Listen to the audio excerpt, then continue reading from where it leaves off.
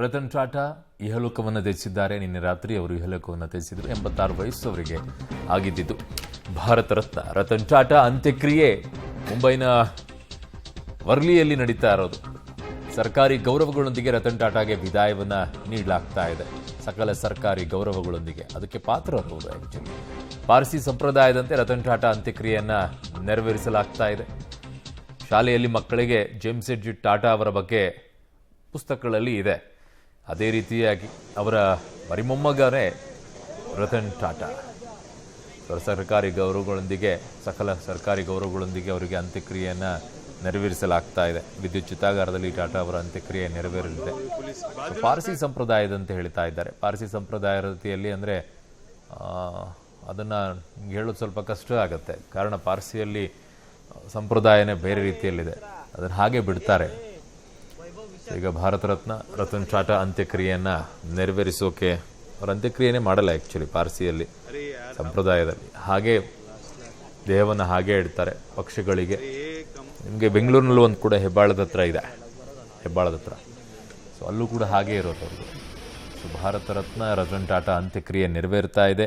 ಒಬ್ಬ ಮಾದರಿ ಉದ್ಯಮಿ, ಜೊತೆಗೆ ಹೇಗಿರಬೇಕು, ಹೇಗೆ ಬದುಕಬೇಕು, ಹೇಗೆ ಸಾಧಿಸಬೇಕು, ಜೀವನದಲ್ಲಿ ಯಾವ ರೀತಿಯಾಗಿ ದಾನವನ್ನು ಮಾಡಬೇಕು, ಮಾದರಿ ಹೇಗಿರಬೇಕು, ಸಮಾಜಕ್ಕೆ ಏನು ಕೊಡುಗೆಯನ್ನು ಕೊಡಬೇಕು, ನನ್ನ ದೇಶಕ್ಕೆ ಹೇಗೆ ಕೊಡುಗೆಯನ್ನು ಕೊಡಬೇಕು, ನನ್ನ ದೇಶಕ್ಕೆ ಯಾವ ರೀತಿಯಾಗಿ ಹೆಸರನ್ನು ತಂದು ಕೊಡಬೇಕು, ಇವೆಲ್ಲವನ್ನ ಕೂಡ ಜೆಮ್ಸೆಡ್ಜಿ ಟಾಟಾ ಅವರು ಏನು ಹೆಸರನ್ನು ಉಳ್ಕೊಂಡು ಬಂದಿರೋ ಅದನ್ನು ದುಪ್ಪಟ್ಟು ಮಾಡುವಲ್ಲಿ ಯಶಸ್ವಿಯಾಗಿದ್ದು ರತನ್ ಟಾಟಾ ಅವರು.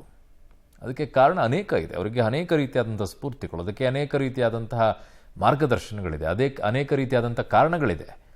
ಹೇಗೆ ಅವರು ಬದಲಾವಣೆ ಆಗೋಕ್ಕೆ ಸಾಧ್ಯ ಆಯಿತು, ಮತ್ತು ಆ ಸಂದರ್ಭಗಳಿದ್ವಲ್ಲ, ಅವರು ಬೆಳೆದು ಬಂದಂಥ ಸಂದರ್ಭಗಳು, ಎದುರಿಸಿದಂಥ ಕಷ್ಟಗಳು, ಅವುಗಳನ್ನೆಲ್ಲ ಮೆಟ್ಟಿ ನಿಂತು ಸಮಾಜಕ್ಕೆ ಕೊಡುಗೆಯನ್ನು ಮಾಡುವಂತಹ ಮನಸ್ಸು ಬರೋದಿದೆಯಲ್ಲ, ಬಹಳ ಸುಲಭ ಅಲ್ಲ. ಗಳಿಸೋರು ತುಂಬ ಜನ ಇದ್ದಾರೆ, ಕೊಡೋರು ತುಂಬ ಕಡಿಮೆ ಇದ್ದಾರೆ. ಗಳಿಸಿಯೂ ಕೊಡುವುದರಲ್ಲಿ ಅಲ್ಪ ಪ್ರಮಾಣದಲ್ಲಿದ್ದಾರೆ. ಅದು ರತನ್ ಟಾಟಾ ಅವರು. ಅವರು ದುಡಿಮೆಯಲ್ಲಿ 65% ದಾನವನ್ನೇ ಮಾಡ್ತಾ ಇದ್ದಿದ್ದಂತೆ. ನೋಡಿ ಎಂಥ ಉದ್ಯಮಿ ಅಂತ ಹೇಳಿ. ಎಷ್ಟು ಜನ ಇದ್ದಾರೆ ಈ ಥರ. ಕೆಲವು ಜನ ಕಂಪ್ನಿಗಳು ಇಟ್ಕೊಂಡ್ಬಿಟ್ಟು ಕೊಡಬೇಕು ಅನ್ನೋ ಕಾರಣಕ್ಕೋಸ್ಕರ ಕೆಲವರು ಕೊಡ್ತಾರೆ, ಟ್ಯಾಕ್ಸ್ಗೋಸ್ಕರ. ಬಟ್ ಇವ್ರು ಹಂಗಲ್ಲ. ದೇಶಕ್ಕೆ ನಾನು ಏನಾರು ಕೊಡಬೇಕು, ಮಧ್ಯಮ ವರ್ಗದವರು, ಬಡವರು, ಇವರಿಗೆ ಅನುಕೂಲ ಆಗೋ ರೀತಿಯಲ್ಲಿ ಅವರು ಕೂಡ ಶ್ರೀಮಂತಿಕೆಯ ಜೀವನವನ್ನು ಸ್ವಲ್ಪ ಪ್ರಮಾಣದಲ್ಲೂ ನೋಡಬಹುದು, ಅವರ ಲೆವೆಲ್ನಲ್ಲಾದರೂ ಕೂಡ ಅವರಿಗೆ ಅನುಭವಿಸ್ಬೋದು ಅನ್ನೋ ದೃಷ್ಟಿಯಿಂದ. ಆಮೇಲೆ ಭಾರತಕ್ಕೆ ಒಂದು ಗೌರವ ತಂದು ಕೊಡುವಂಥ ಕೆಲಸದಲ್ಲಿ ನಾವಿನ್ನೂ ಡಿಪೆಂಡೆಂಟ್ ಆಗಿದ್ವಿ. ಬೇರೆ ಬೇರೆ ದೇಶಗಳಲ್ಲಿರುವಂಥ ಕಂಪನಿಗಳೇನಿದ್ದಾವೆ ಎಲ್ಲ ವಿಭಾಗದಲ್ಲಾಗಿರ್ಬೋದು, ಸ್ಟೀಲ್ಗಳ ವಿಚಾರದಲ್ಲಾಗಿರ್ಬೋದು, ಪೈಪೋಟಿ ಕೊಡೋ ಮಟ್ಟಕ್ಕೆ ಬಂದ್ವಿ ನಾವು. ಜಸ್ಟ್ ಇಮ್ಯಾಜಿನ್, ನಮ್ಮ ದೇಶದಲ್ಲಿ ಒಬ್ಬ ಉದ್ಯಮಿ ಬೇರೆ ದೇಶದಲ್ಲಿರುವಂಥ ಉದ್ಯಮಿಗಳಿಗೆ ಪೈಪೋಟಿ ಕೊಡೋ ಮಟ್ಟಿನಲ್ಲಿ ಬೆಳೆದು ನಿಲ್ಲಕ್ಕೆ ಸಾಧ್ಯವಾಗಿದೆ. ಅದಕ್ಕೆ ಸ್ಫೂರ್ತಿಯಾಯಿತು. ಅನೇಕ ಉದ್ಯಮಿಗಳಿಗೆ ಸ್ಫೂರ್ತಿಯಾಗಿ ನಿಂತಂಥದ್ದು ರತನ್ ಟಾಟಾ ಅವರು. ಅವರ ಜೀವನ ಚರಿತ್ರೆಯನ್ನು ಓದ್ತಾ ಇದ್ದರೆ ಒಂಥರ ಶೇಕ್ ಆಗ್ತೀವಿ ನಾವು. ಆ ರೀತಿಯಾಗಿ ಬದುಕೋಕೆ ಸಾಧ್ಯನಾ ಅನ್ನೋ ರೀತಿಯಲ್ಲಿ. ನನ್ನ ಸಹೋದ್ಯೋಗಿ ಶಬೀರ್ ಇದ್ದಾರೆ. ಶಬೀರ್, ಈಗ ಮುಂಬೈನ ವರ್ಲಿಯಲ್ಲಿ ಅಂತ್ಯಕ್ರಿಯೆ ನೆರವೇರ್ತಾ ಇದೆ. ಪಾರ್ಸಿ ಸಂಪ್ರದಾಯದಂತೆ ಅಂತ್ಯಕ್ರಿಯೆ ಅಂತಂದರೆ ಅವ್ರದ್ದೊಂದು ಪದ್ಧತಿ ಬೇರೆ ರೀತಿಯಲ್ಲಿದೆ. ಹಾಗೆ ಇಡ್ತಾರೆ ದೇಹವನ್ನು. ಅದು ಆ ರೀತಿಯೇ ಮಾಡ್ತಾ ಇದ್ದಾರೆ ಅಥವಾ ಏನಾದರೂ ವ್ಯತ್ಯಾಸ ಇದೆಯಾ ಇದರಲ್ಲಿ? ಒಂದಿಷ್ಟು ವ್ಯತ್ಯಾಸಗಳಾಗುವಂತ ಸಾಧ್ಯತೆಗಳು ಇದಾವೆ.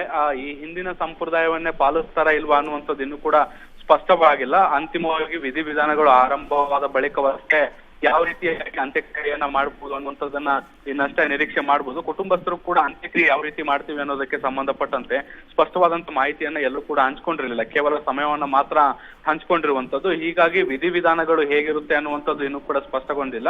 ಇನ್ನಷ್ಟೇ ಕಾದ್ ನೋಡ್ಬೇಕು ಅರುಣ್. ಯಾರೆಲ್ಲ ಅಂತ್ಯಕ್ರಿಯೆಯಲ್ಲಿ ಭಾಗಿಯಾಗ್ತಾ ಇದ್ದಾರೆ ಶಬೀರ್? ಏನಿದೆ, ಏನಾದರೂ ಮಾಹಿತಿ ಇದೆಯಾ ಪ್ರೋಟೋಕಾಲ್ ಪ್ರಕಾರ? ಆ ಪ್ರೋಟೋಕಾಲ್ ಪ್ರಕಾರ ಈಗಾಗಲೇ ರತನ್ ಟಾಟಾ ಅವರ ಕುಟುಂಬಸ್ಥರು ಎಲ್ಲರೂ ಕೂಡ ಹಾಜರಿದ್ದಾರೆ. ಮತ್ತೆ ಅವರ ಆಪ್ತ ವಲಯದಲ್ಲಿ ಗುರುತಿಸಿಕೊಂಡಂತ ಸ್ನೇಹಿತರು ಎಲ್ಲರೂ ಕೂಡ ಇದ್ದಾರೆ. ಇದರ ಜೊತೆಗೆ ಕೇಂದ್ರ ಗೃಹ ಸಚಿವ ಅಮಿತ್ ಶಾ ಅವರು ಕೂಡ ಇರ್ತಾರೆ ಅನ್ನುವಂತ ಮಾಹಿತಿಗಳಿದಾವೆ. ಇದರ ಜೊತೆಗೆ ಮಹಾರಾಷ್ಟ್ರ ಮುಖ್ಯಮಂತ್ರಿ ಏಕನಾಥ್ ಶಿಂದೆ, ಜೊತೆಗೆ ಉಪಮುಖ್ಯಮಂತ್ರಿಗಳಾದಂತ ದೇವೇಂದ್ರ ಫಡ್ನವೀಸ್ ಮತ್ತೆ ಅಜಿತ್ ಪವಾರ್ ಅವರು ಕೂಡ ಇರ್ತಾರೆ ಅನ್ನುವಂತ ಮಾಹಿತಿಗಳು ಕೂಡ ಇರುವಂತದ್ದು. ಮತ್ತೆ ಸಕಲ ಸರ್ಕಾರಿ ಗೌರವಗಳೊಂದಿಗೆ ಈ ಒಂದು ಅಂತ್ಯಕ್ರಿಯೆ ನಡೀತಾ ಇರುವಂತಹ ಹಿನ್ನೆಲೆಯಲ್ಲಿ ಪೊಲೀಸ್ ಹಿರಿಯ ಅಧಿಕಾರಿಗಳು ಕೂಡ ಸ್ಥಳದಲ್ಲಿ ಉಪಸ್ಥಿತರಿರ್ತಾರೆ ಅನ್ನುವಂತ ಮಾಹಿತಿಗಳಿದಾವೆ. ಓಕೆ ಶಬೀರ್, ನಿಮ್ಮೆಲ್ಲ ಮಾಹಿತಿಗೆ ಧನ್ಯವಾದಗಳು. ಕೇಂದ್ರ ಗೃಹ ಸಚಿವ ಅಮಿತ್ ಶಾ ಅವರಿಂದ ಅಂತಿಮ ನಮನ ಸಲ್ಲಿಕೆ ಆಗ್ತಾ ಇದೆ. ನನ್ನ ಪ್ರಕಾರ ದೇಶದ ಪ್ರಧಾನಿಗಳು ಹೋಗಬೇಕಾಗಿತ್ತು ಅಂತ ಹೇಳಿ. ನನಗೆ ವೈಯಕ್ತಿಕವಾಗಿ ನನಗನ್ನಿಸೋದು. ಯಾಕೆ ಅಂತಂದರೆ ಈ ದೇಶಕ್ಕೆ ಕೆಲವು ಉದ್ಯಮಿಗಳು ಕೊಡುಗೆಯನ್ನು ಕೊಡೋದರಲ್ಲಿ ಎತ್ತಿದ ಕೈಯಲ್ಲಿ ಮೊದಲನೇ ಹಂತಕ್ಕೆ ಬಂದು ನಿಲ್ಲುವಂಥದ್ದು ರತನ್ ಟಾಟಾ ಅವರು. ಈ ದೇಶದಲ್ಲಿ ಹೆಸರನ್ನು ತಂದಿಡೋ ರೀತಿಯಲ್ಲಿ ಉದ್ಯಮ ವಲಯ ಬೇರೆ ದೇಶಕ್ಕೂ ಕೂಡ ಪೈಪೋಟಿ ನೀಡೋ ರೀತಿಯಲ್ಲಿ ಮಟ್ಟಕ್ಕೆ ಬೆಳೆದು ನಿಲ್ಲಿಸಿರುವಂಥದ್ದು. ಸರ್ಕಾರದ ಏನಾದರೂ ಸಮಸ್ಯೆಗಳಾದಂಥ ಸಂದರ್ಭದಲ್ಲಿ ನಾನು ಕೊಡ್ತೀನಿ ಅನ್ನೋದು, ಕಷ್ಟ ಅನ್ನೋಂಥ ಸಂದರ್ಭದಲ್ಲಿ ನಾನು ಕೊಡ್ತೀನಿ, ಎಲ್ಲಾದರೂ ಪ್ರವಾಹ ಆದರೆ ನಾನು ಬಂದು ನಿಂತ್ಕೊಳ್ತೀನಿ ಅನ್ನುವಂಥದ್ದು, ಆ ಮಟ್ಟದಲ್ಲಿ ಕೊಡುವಂಥ ವ್ಯಕ್ತಿ. ಸೊ ಆ ರೀತಿಯಾಗಿರುವಂಥ ವ್ಯಕ್ತಿಗೆ ಗೃಹ ಸಚಿವರನ್ನು ಕಳಿಸಿಕೊಟ್ಟಿದ್ದಾರೆ, ಇಲ್ಲ ಅಂತಲ್ಲ, ಕೇಂದ್ರ ಇದರಿಂದ. ಬಟ್ ಪ್ರಧಾನಿಗಳು ಎಲ್ಲಿ ಬ್ಯುಸಿ ಇದ್ದಾರೋ ಗೊತ್ತಿಲ್ಲ, ಬಟ್ ಅವರು ಇರಬೇಕಾಗಿತ್ತು ಅನ್ನುವಂಥದ್ದು ನನ್ನ ಭಾವನೆ. ಕಾರಣ ಕೆಲವು ಉದ್ಯಮಿಗಳು ಈ ರೀತಿಯಾಗಿ ನಿಮಗೆ ಕಾಣಿಸಿಕೊಳ್ತಾರೆ. ಸ್ವಾರ್ಥವನ್ನು ಹೊರತುಪಡಿಸಿ ಸಮಾಜಕ್ಕೋಸ್ಕರ ನಾವಿದ್ದೀವಿ, ಸಮಾಜದಿಂದ ನಾವಿದ್ದೀವಿ ಅನ್ನುವಂಥ ಮನೋಭಾವನೆ ಇರುವಂಥದ್ದು. ತಾವು ಬೆಳಿಬೇಕು, ಸಮಾಜವು ಬೆಳಿಬೇಕು ಅನ್ನೋ ಮನಸ್ಥಿತಿಯಲ್ಲಿ.